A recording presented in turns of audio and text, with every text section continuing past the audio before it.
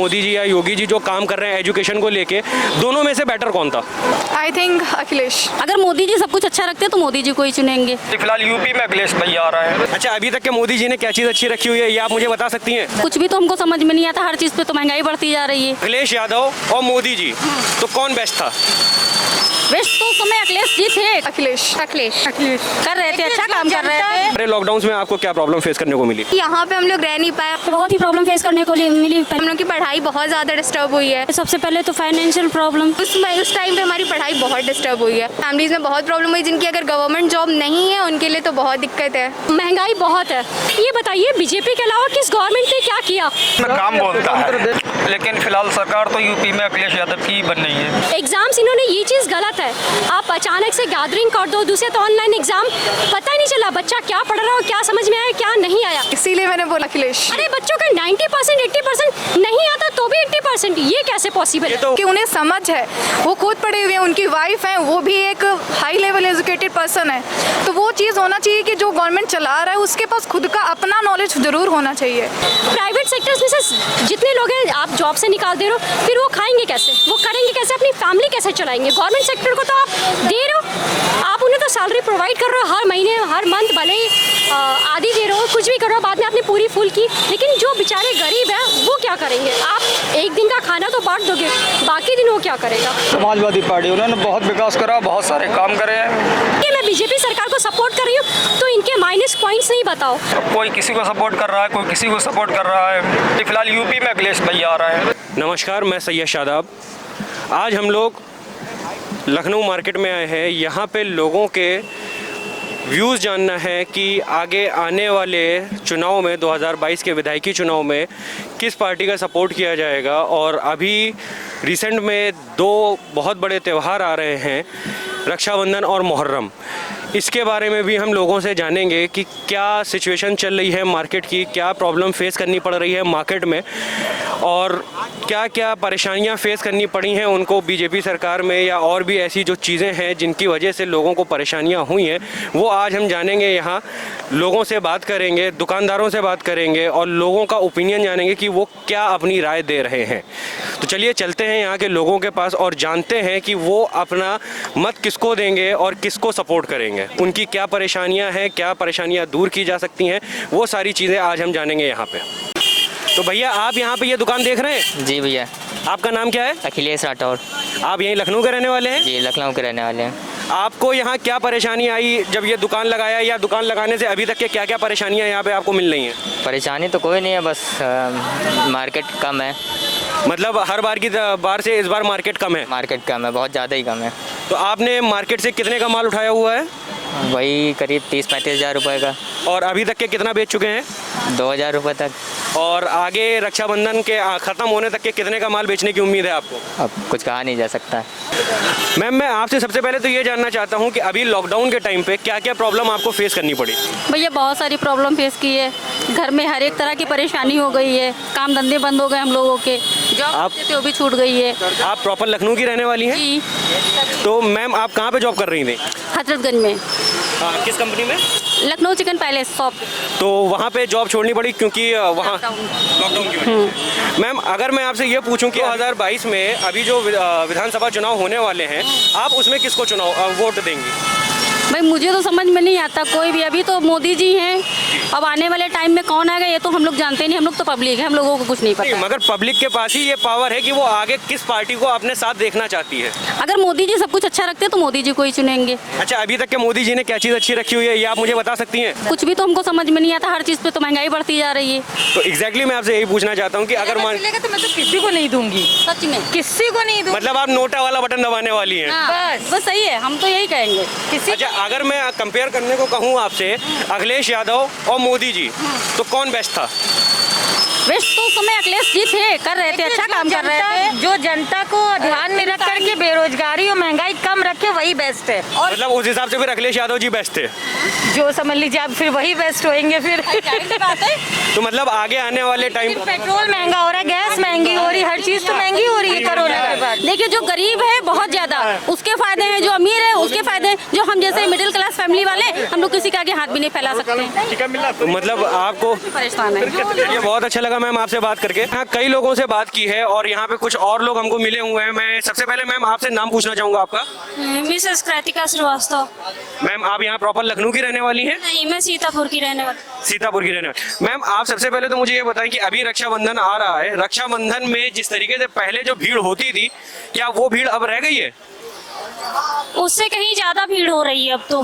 Ma'am मुझे तो ऐसा नहीं लग रहा है, क्योंकि मैं पूरी मार्केट अभी देख के आ रहा हूँ और मुझे भीड़ उस तरीके से तो कहीं नहीं नजर आ रही है जितनी भीड़ होनी चाहिए। अभी आगे आगे तो बढ़ेगी ये भीड़। चलिए बहुत अच्छी बात है। और मैम अगर मैं आपसे ये पूछूं कि लॉकडाउन में क्या क्या प्रॉब्लम फेस करने को मिली आपको, आप उसके बारे में क्या कहना चाहेंगे? लॉकडाउन तो जैसा नहीं लग रहा है यहाँ पे कुछ। नहीं, अभी की बात नहीं कर रहा हूँ मैं। जैसे 2020 में लॉकडाउन लगा, फिर अभी 2021 में लॉकडाउन लगा, मैं इसके लिए बात कर रहा हूँ कि इन सारे लॉकडाउन में आपको क्या प्रॉब्लम फेस करने को मिली? तो बहुत ही प्रॉब्लम फेस करने को मिली। पहले सबसे पहले तो फाइनेंशियल प्रॉब्लम सबको मिलती है, यही सब प्रॉब्लम्स हैं और क्या। मैम तो अगर मैं आपसे एक सीधा सा सवाल ये करूं कि 2022 में जो विधानसभा चुनाव होने वाले हैं उसमें आप किसको सपोर्ट करेंगे? बीजेपी सरकार। बीजेपी सरकार। BJP sir. तो मतलब अगर ये इसने सपोर्ट किया है, गवर्नमेंट को सपोर्ट किया है, हर तरीके से किया है। वैक्सीनेशन के लिए फ्री ऑफ हर चीज कॉस्ट की है, जितनी भी वैक्सीन थी सभी चीजों के लिए क्या है। मैम अच्छा, अगर मैं कहूँ कि वैक्सीन को छोड़ने के बाद और कोई चीज अगर सरकार ने, महंगाई बहुत है। महंगाई बहुत है। और अगर मैं बात करूँ पेट्रोल की, बहुत महंगा। तो अगर मैं एक तरीके से आपसे सीधा सा ये बोलूं कि सिर्फ और सिर्फ वैक्सीनेशन फ्री हुआ। वैक्सीनेशन नहीं, मैं ये नहीं कहूंगी कि कुछ चीजें इन्हें करनी चाहिए, बाकी इन्होंने काम तो अच्छा करा है। अच्छा मैं आपसे एक नॉर्मल सा क्वेश्चन करना चाह रहा हूँ, आप सबसे ही करना चाह रहा हूँ कि 2020 में लॉकडाउन लगा, राइट? कोरोना पेशेंट काफी सारे थे, ठीक है? सरकार को क्या ये नहीं करना चाहिए कि हॉस्पिटल बनाना चाहिए या ऑक्सीजन की जो इतनी ज्यादा प्रॉब्लम्स हुई वो कम करना चाहिए? ये सर उन चीज को स्ट्रिक्टली फॉलो करवाना चाहिए। ये नहीं कि आपने 4 महीने छूट दे दी, फिर आपने देखा किसी ने मास्क नहीं लगाया, कोई बात नहीं आप ऐसे ही चले जाओ। हर चीज का एक वो होता है कि आपने रूल बनाया तो वो मतलब लॉकडाउन मीन्स लॉकडाउन, आप कर रहे हो तो रूल्स को फॉलो करना चाहिए। नहीं, तो ये आपके हिसाब से फिर आप जैसे भी बता रहे हैं कि अब बीजेपी इज द बेस्ट, तो किस मैं ये नहीं कहूंगी वैक्सीनेशन करा है बाकी चीजें, लेकिन आप नीचे के जितने लोग होते हैं उनके नहीं, अंडर में जितने सारे उनकी सिक्योरिटी होती है वो सब भी तो गलत करते हैं ना, करप्ट तो सभी है। नहीं देखिए, वो तो एक सीधी सी बात है कि करप्ट तो पूरा जो है जितने भी वो हैं वो सब हैं।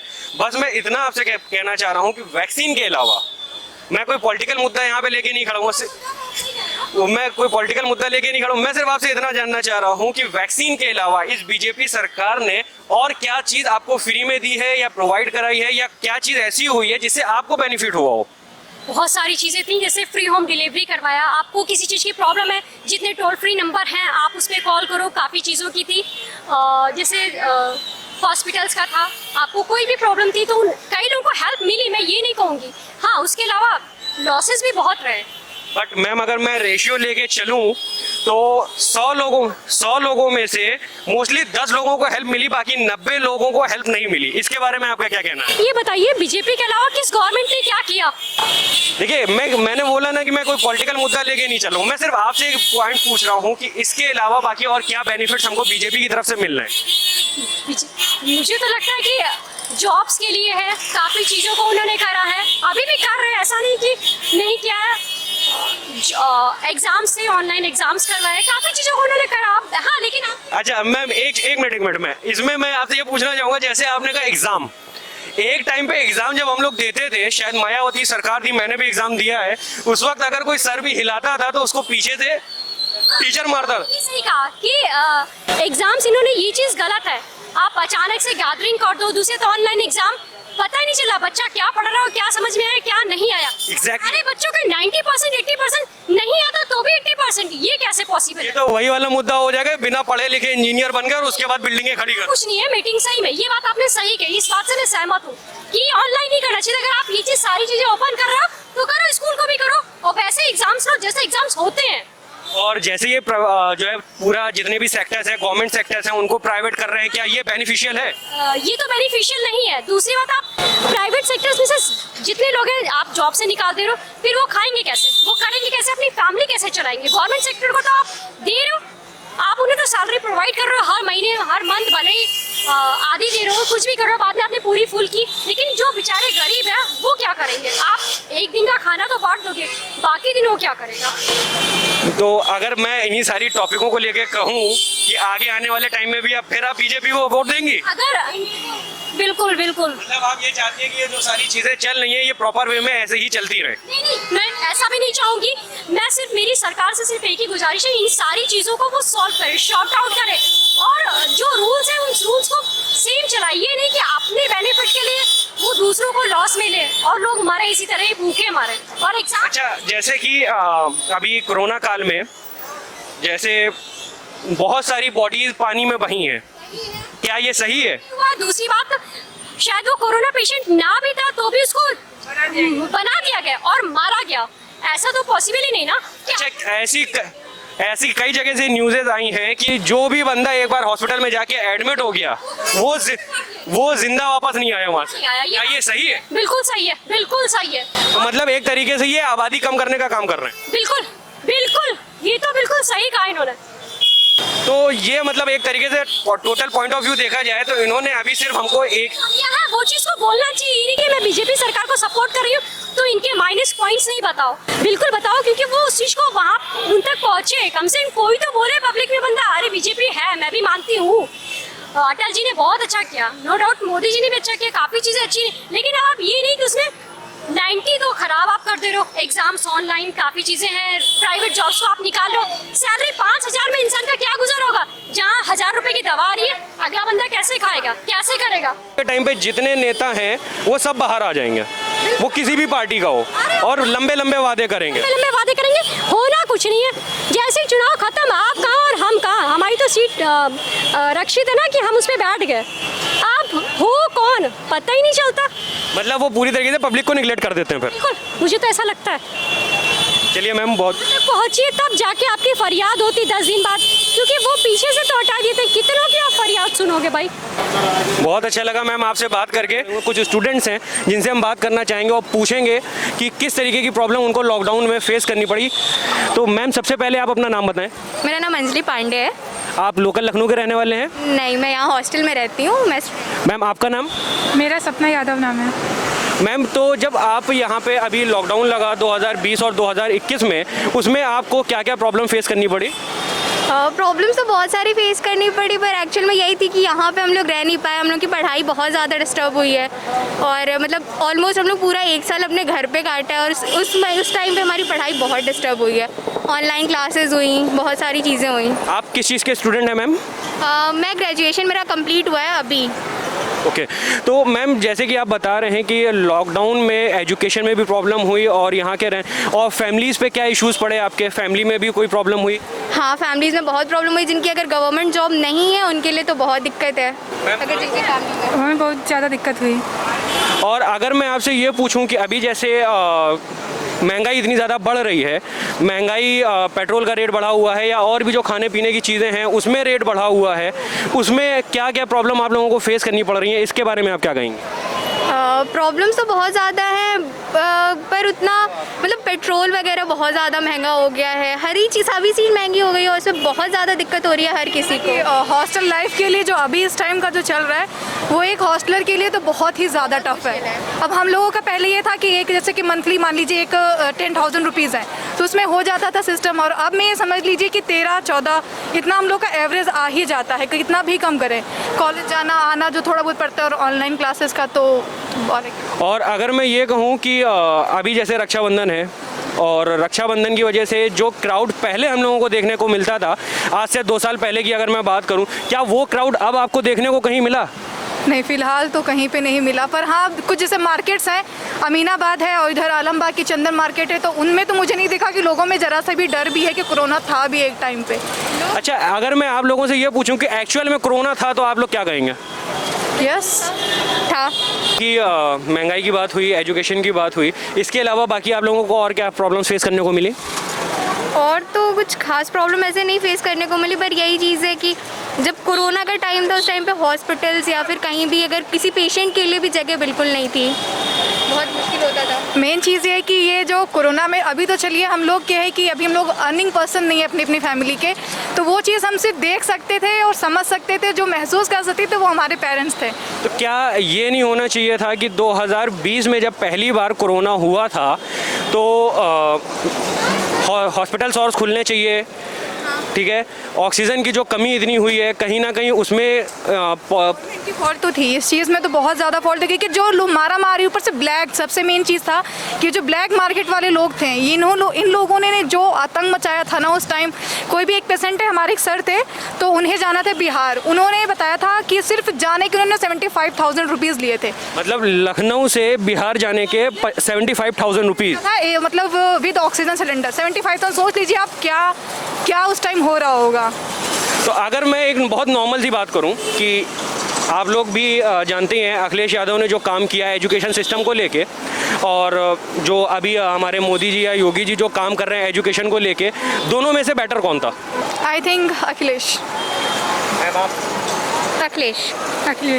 तो अगर मैं ये कहूँ कि एक पढ़ा लिखा आदमी इस देश को अगर चलाए तो वो ज़्यादा बेटर है, या कोई और ऐसा आदमी जिसको एजुकेशन के बारे में इतनी नॉलेज नहीं है वो इस देश को चलाए? तो बेटर है, इसीलिए मैंने बोला अखिलेश, क्योंकि उन्हें समझ है, वो खुद पढ़े हुए हैं, उनकी वाइफ है, वो भी एक हाई लेवल एजुकेटेड पर्सन है। तो वो चीज़ होना चाहिए कि जो गवर्नमेंट चला रहा है उसके पास खुद का अपना नॉलेज ज़रूर होना चाहिए।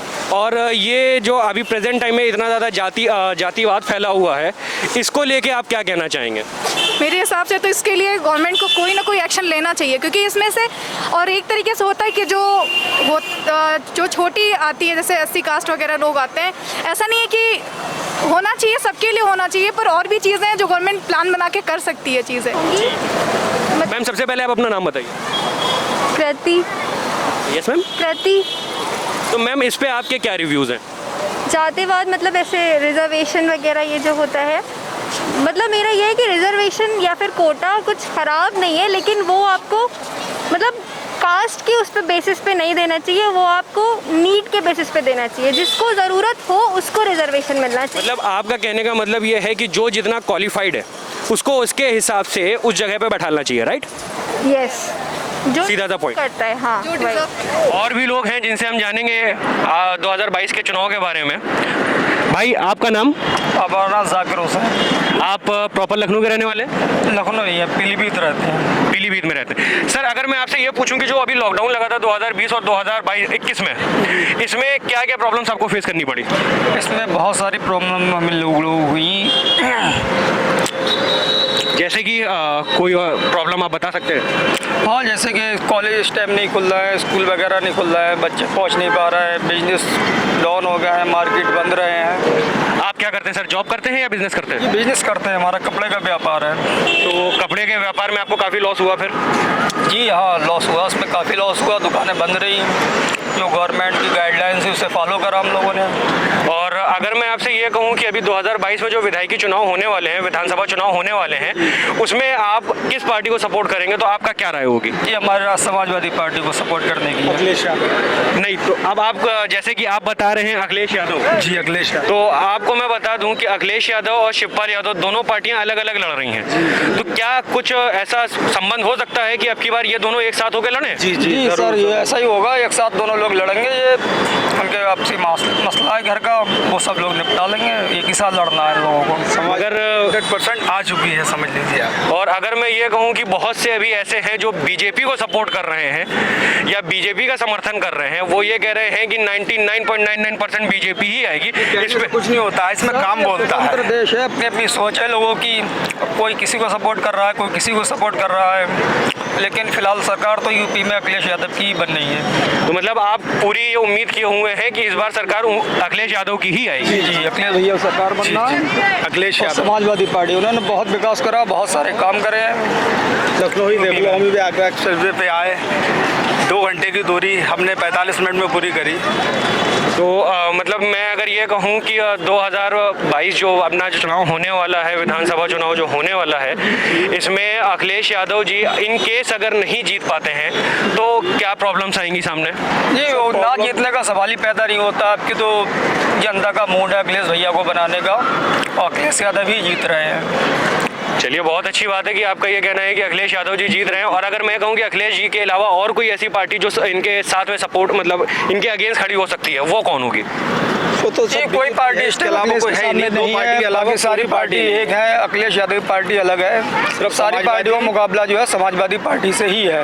मतलब कुल मिला के आपका पूरा का पूरा मोटिव ये है कि आपकी समाजवादी पार्टी ही आएगी। और अगर मैं आपसे ये पूछूं कि अभी इससे पहले जब 5 साल अखिलेश यादव जी रहे हैं, उन्होंने आपका क्या फ़ायदा किया, कुछ आप वो बता सकते हैं? जी, जनता का बहुत सारा फायदा करा, बहुत उन्होंने एक्सप्रेस वे बनवाया, उन्होंने 100 नंबर गाड़ी चलाई, एम्बुलेंस बनाई और लैपटॉप बड़े बच्चों को बहुत काम कर दिया। और बहुत सारे काम करे उन्होंने, तो काम बहुत सारे काम करे उन्होंने। बीजेपी ने क्या करा सर? उनका काम करते हुए उद्घाटन करा है, सिर्फ फीते का उद्घाटन, फीता काटा है सर बीजेपी ने। और अगर मैं ये कहूँ कि बीजेपी ने वैक्सीन फ्री करवाई तो वैक्सीन फ्री करवा दी। केंद्र सरकार की है वो, तो जो सरकार ने अच्छा काम किया, लेकिन केंद्र सरकार की है वो, इसलिए वो केंद्र की स्कीम है, राज्य सरकार की स्कीम अलग है।